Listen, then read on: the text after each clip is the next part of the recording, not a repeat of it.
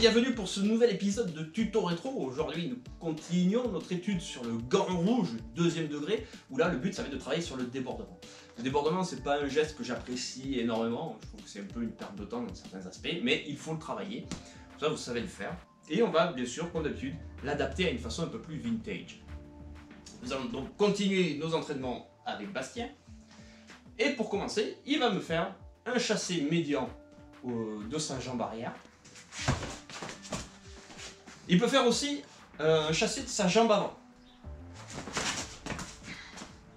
Ici. Vous voyez que le but, c'est vraiment quand même plus de déstabiliser l'adversaire, l'empêcher de revenir en garde plutôt que de le saigner de prime abord. On pourrait, mais la forme de corps qu'il a à ce moment-là, c'est pas évident.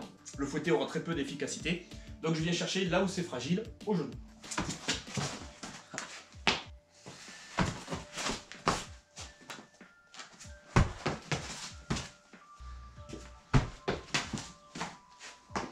Maintenant, Bastien va me faire un coup de pied et je vais faire un débordement suivi d'un coup de poing.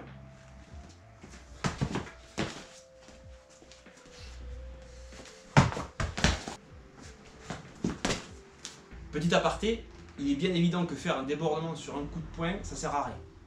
D'accord? Je vous le montre, mais là, techniquement, vous faites ça, vous ne serez jamais dans le temps. La riposte est immédiate suite à une frappe, et sinon, ben, vous laissez le temps à votre adversaire soit de partir, soit de continuer. Donc, voilà, ce que vous venez de voir, je le montre parce que c'est sur la liste, hein, mais... Pour la suite, c'est les mêmes exercices, mais on met 2 coups au lieu d'un. Bon, pour moi, ça n'a pas énormément d'intérêt. De toute façon, même... ça va être un peu dur, mais...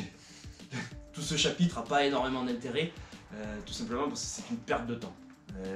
Techniquement, on n'a pas le temps de faire des débordements, de déplacer les 2 appuis pour pouvoir faire une technique derrière. Si le boxeur en face n'est pas trop stupide, il s'est barré ou il a attaqué.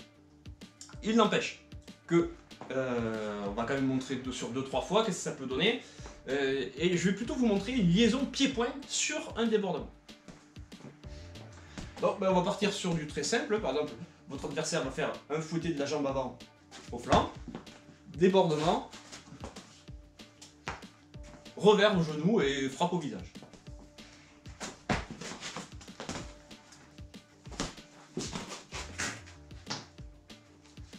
Bon, comme vous pouvez le voir, moi je suis pas convaincu par ce genre de truc. Je le montre parce que voilà, si vous voulez le travailler, mais à mon avis, voilà, c'est pas bon. Voilà, c'est la fin du deuxième degré pour le gant rouge. Comme vous pouvez le voir, le débordement, je ne suis pas forcément un grand fan, tout simplement parce que c'est une perte de temps de déplacement alors qu'on pourrait frapper en se déplaçant grâce au décalage. Débordement, faites-le si vous l'estimez nécessaire. Pour moi, je ne suis pas un grand fan. À vous de gérer. Dans tous les cas, ça ne vous empêche pas de faire de la gestuelle de boxe traditionnelle, de boxe française traditionnelle, tout en faisant vos débordements. Et maintenant, à la prochaine pour le 3e degré.